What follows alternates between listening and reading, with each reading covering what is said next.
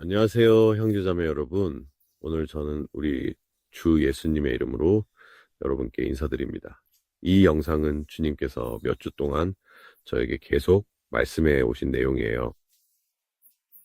그리고 저는 정말 이 메시지를 꼭 전하고 싶었어요. 이것은 그리스도의 몸에게 정말 유익한 것이고 누군가에게 큰 유익이 될 것이며 이 말씀을 통해 축복받으시길 바랍니다. 이것에 대해 공부할 때 주님께서 저를 특정한 주제로 인도해 주셨어요. 그것이 저에게도 여러 면에서 큰 힘이 되었어요. 그래서 오늘의 주제는 행위와 일함에 대한 차이점이에요. 네, 이 주제는 정말 흥미로운 주제예요. 제가 가는 여러 곳이나 제가 속한 다양한 모임에서 이 주제를 자주 보게 돼요. 그리고 주님께서 저에게 아주 흥미로운 것을 보여주셨는데 처음에는 잘 보지 못했던 부분이었어요. 그런데 이 영상과 이 주제를 준비하면서 요한복음을 읽고 있었는데 요한복음에는 일함에 관한 이 주제가 정말 많이 나와요. 여러분도 아시다시피 밭에 일꾼들을 보내는 것에 대한 이야기죠. 예수님께서 일꾼이라는 단어를 사용하신 데에는 이유가 있어요. 왜냐하면 노동은 곧 일하는 것이기 때문이죠. 그런데 이 개념에 대해 그리스도의 몸에 분열이 있어요. 저는 어떤 교단이나 그룹을 특정 지어서 지목하고 싶지는 않지만, 아시다시피 구원을 유지하거나 얻기 위해 뭔가를 해야 한다는 강박을 느끼는 사람들이 있는 것 같아요. 바로 그 부분에 대해 바울도 이야기하고 있죠. 우리는 행위로 구원받는 것이 아니라 은혜로 구원받는 것이에요. 오직 하나님의 은혜만으로 구원을 받아요. 만약 구원을 유지하거나 얻기 위해 뭔가를 해야 한다고 느낀다면 그것이 바로 행위 구원이라고 부르는 것이고 사람들이 말하는 행위에 근거한 구원이에요. 그리고 또 일함이라는 것이 있어요. 그러니까 여러분이 주님을 만나서 경험했고 은혜로 구원받았으며 성령의 감동을 진정으로 느껴 진심으로 회개하고 그리스도께서 여러분과 우리 모두를 위해 하신 놀라운 일을 온전히 깨달은 분들이라면 그러면 여러분은 주님을 진심으로 사랑하기 때문에 자연스럽게 일하고 싶어질 거예요. 여러분은 자발적으로 주님께 이렇게 말할 거예요. 저를 보내주세요. 그래서 저는 이 부분에 대해 좀 더 이야기해보고 싶어요. 오늘은 성경 구절을 읽지는 않을 거예요. 성경 구절들을 설명란에 올려둘 테니 거기서 확인하실 수 있어요.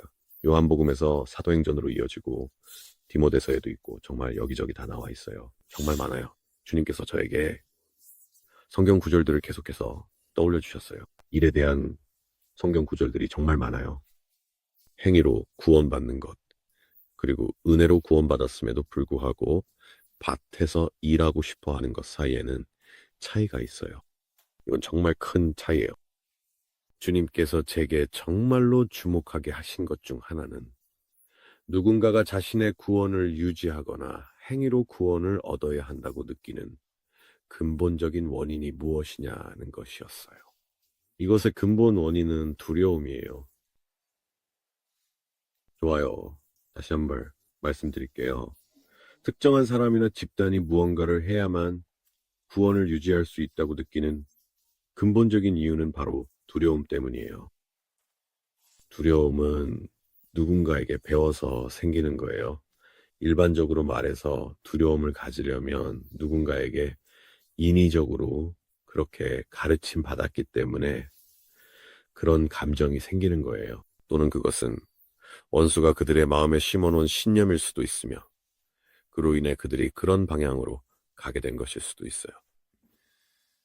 그리고 주님께서 제게 상기시켜 주셨어요. 두려움의 신, 즉 두려움을 만들어내는 존재가 누구냐고요. 두려움은 우리의 하나님, 우리의 구세주 예수님께로부터 온 것이 아니에요. 주님은 여러분이 그분을 사랑하도록 두려움을 심어주지 않으세요. 주님은 우리에게 자유의지와 스스로 선택할 수 있는 능력을 주셨어요. 주님은 우리가 자발적으로 그분을 사랑하고 순종하기를 원하세요.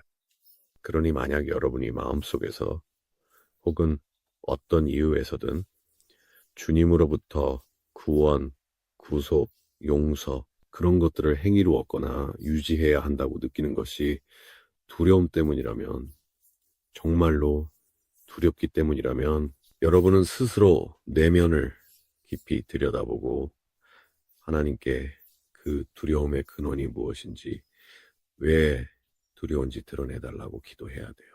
왜냐하면 하나님은 여러분에게 두려움의 영을 주신 것이 아니기 때문이에요. 여러분이 접붙임을 받아 이스라엘에 속하게 되었다면 여러분은 근신과 절제, 사랑의 영을 받았어요.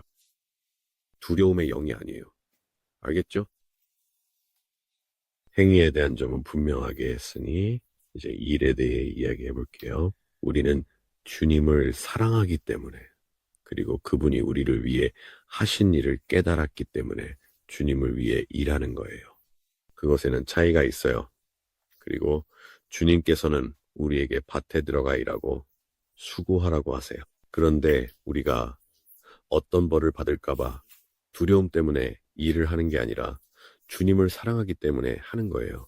이것은 큰 차이예요. 만약 그 차이가 무엇인지 잘 모르겠다면 꼭 주님께 가지고 나아가서 제가 말하는 것에 대해 주님께서 여러분에게 이해시키고자 하시는 것이 무엇인지 알아보세요. 주님은 사랑의 하나님이에요. 주님은 여러분의 마음 안에 계시길 원하세요. 주님은 여러분이 사람들을 대하는 방식과 세상의 빛을 비추는 방식에 영향을 주기를 원하세요. 주님은 여러분을 세상에서 나오도록 이끌어내길 원하시고, 여러분이 세상에서 벗어났다면 정말로 두려워할 필요가 없어요. 여러분은 두려워할 필요가 없어요. 우리 모두는 때때로 두려움을 느끼지만 그것은 원수가 우리에게 화살을 쏘아대며 우리가 중심을 잃게 하려고 하고 갑옷의 틈새를 노려 상처를 내려고 하기 때문이에요. 그래서 우리는 때때로 두려움을 느끼겠지만 주님께서 곁에 계시며 이렇게 말씀하세요. 내가 너를 일으켜 세워줄게. 두려워하지 말고 나를 믿으렴. 내게 손을 내밀면 내가 너를 붙잡아 다시 일으켜 세워줄게. 그래서 성경에는 이런 내용이 정말 많이 나와요. 그 구절들은 설명란에 적어둘게요. 아시다시피 주님은 정말로 강조하려고 했어요. 그 구절들을 읽으며 저에게 가장 크게 다가온 감동은 주님께서는 여러분이 자유의지로 그분을 사랑하기를 원하신다는 거예요. 그리고 주님께서 말씀하시듯이 네가 나를 사랑한다면 내 말을 지킬 것이다. 주님께서 내 양들은 내 음성을 알고 나는 그들을 알며 그들은 나를 따른다라고 말씀하신 것처럼요. 그러니까 이 영상을 보고 계신 분이 어떤 특정한 사고방식으로 이것에 대해 이해하고 있다면 저는 누구를 정죄하려는 게 아니에요. 저는 누구도 판단하는 게 아니에요. 하지만 성령님께서 여러분의 마음을 찌르실 거예요. 나사렛 예수 그리스도의 이름으로 기도합니다.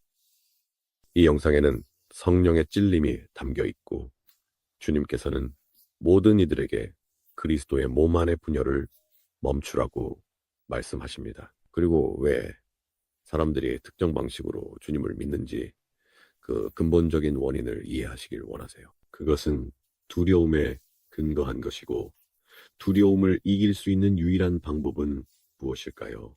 그것은 바로 사랑을 통해서예요. 알겠죠? 서로 사랑하세요. 온 마음을 다해 하나님을 사랑하세요. 형제를 자신과 같이 사랑하세요. 그리고 내 이웃도요. 그러니 계속해서 사랑으로 나아가세요. 그리고 도전을 받을 때는 진리를 위해 당당히 서세요. 하지만 여러분이 진리를 지킨다고 해서 누군가를 깎아내릴 필요는 없어요. 더 좋은 방법이 있어요. 주님께 그 방법을 알려달라고 구하세요.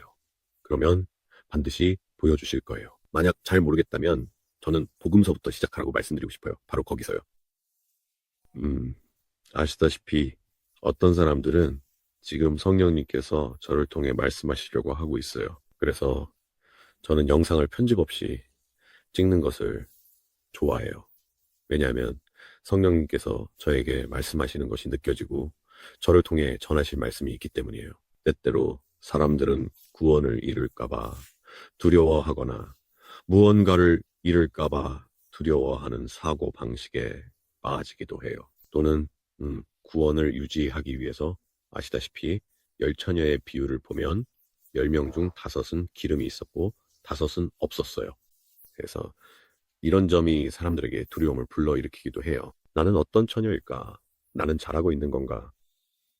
음, 세상적인 것에 빠지거나 특정한 죄에 빠져서 정말 힘들어하고 계속해서 그 죄에 빠져들 때 주님과의 거리가 멀어지기 쉽고 그 거리가 두려움을 만들어내고 그 두려움이 결국 내가 뭔가를 해서 이걸 만회해야 해 라는 생각을 하게 만들어요. 여러분께 아주 분명하게 말씀드릴게요. 만약 여러분이 그걸 만회하고 싶다면 이렇게 하셔야 해요. 그것을 주님께 가져가세요. 주님의 발 앞에 내려놓고 이렇게 말하세요. 주님, 제게서 이것을 가져가 주세요. 제 손을 잡아주시고 어린아이처럼 저를 일으켜 주세요. 주님 없이 제 힘만으로는 아무것도 할 수 없어요. 하지만 주님과 함께라면 무엇이든 할 수 있어요. 그러면 주님께서 여러분의 마음을 보시고 그 진실함과 자비, 사랑과 회개를 보십니다. 주님은 두 팔로 여러분을 안으시며 눈물을 머금고 이렇게 말씀하실 거예요. 다시 시작하자. 그게 전부예요. 더 추가로 해야 할 것은 없어요. 원수를 물리치세요. 원수를 도망가게 하세요. 원수는 여러분이 주님의 발 앞에 내려놓고 도움 구하는 걸 원하지 않아요. 여러분이 그렇게 하길 원치 않아요. 그건 너무 쉽다 말이에요. 이건 도망치는 거라고, 책임을 회피하는 거라고 말해요. 저는 그렇지 않다고 말씀드립니다. 이것이 주님께서 여러분이 그분께 돌아오길 원하시는 방법이에요. 주님은 여러분이 멀게 느끼거나 두려워하길 원하지 않으세요. 여러분을 사랑하시기 때문이에요. 주님은 여러분을 정말로 사랑하세요. 주님은 여러분의 모든 것을 사랑하세요. 그리고 여러분을 회복시켜 주실 수 있으세요. 주님은 여러분을 회복시키고 싶어 하시지만 결코 여러분의 의지에 반하여 억지로 다가가시지 않으세요. 주님은 강요하시지 않아요. 여러분이 마음을 열면 주님은 즉시 그 안으로 들어오십니다. 정말로 즉시 들어오십니다. 아무튼 그래서 이제 이 메시지를 요약할게요. 두려움을 인식하고 그것을 내던지세요. 주님께 즉시 나아가면 주님도 즉시 여러분을 회복시켜 주실 거예요. 알겠죠? 그러니까 주님은 여러분을 주님만의 방식으로 회복시키실 것이고 주님의 약속은 진실하며 반드시 이루실 거예요. 그러니 계속해서 주님께 나아가세요. 만약 여러분이 기도하는데 어려움을 겪거나 기도에서 멀어졌다면 다시 기도로 돌아가세요. 이것을 우선순위로 두세요. 이런 모든 것들을 통해 주님께서 두려움과 오해를 없애주시고 여러분이 그분의 은혜로 구원받았다는 사실을 다시 깨닫게 하시며 여러분이 밭으로 나가길 원하신다는 것을 회복시켜 주실 거예요. 하지만 기억하세요. 여러분이 준비되지 않았다면 주님께서 보내시지 않을 거예요. 주님은 일꾼을 훈련시킨 후에 그들을 보내세요. 훈련의 시기를 통해 여러분의 마음이 바르게 되어야만 주님께서 신뢰하실 수 있어요. 주님께서 여러분을 보내실 때 여러분이 주님을 대표할 것이라고 신뢰하실 수 있도록 하실 거예요. 그것을 완벽하게 해내야 한다는 뜻이 아니라 적어도 주님을 대표하려는 마음이 있어야 한다는 거예요.